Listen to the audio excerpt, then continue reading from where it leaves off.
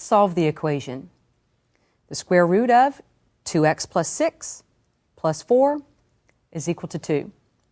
Here we have an equation with a radical in it. Let's begin by isolating that radical.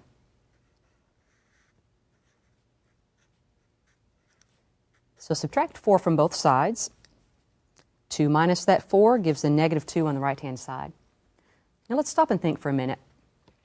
This reads as the square root of some quantity is equal to a negative number.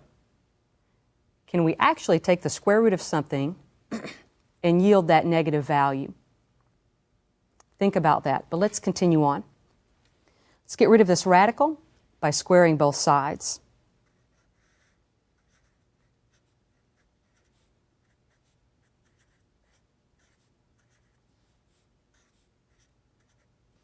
As we square the left, the radical disappears, leaving 2x plus 6.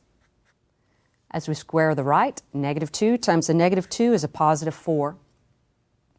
Isolating the variable then, subtracting 6 from both sides gives 2x is equal to a negative 2.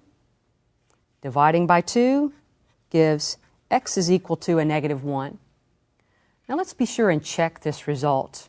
Whenever we do something like squaring both sides of an equation, we need to check our solution set to ensure that we haven't produced any extraneous solutions.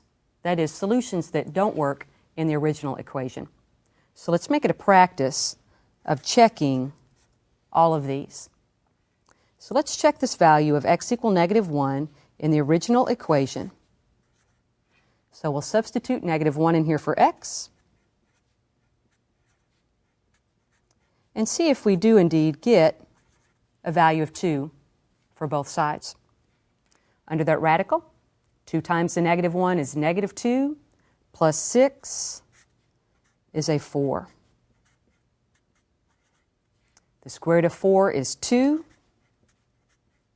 and we can see that this is false.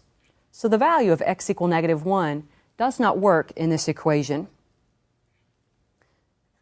So we would say that the solution set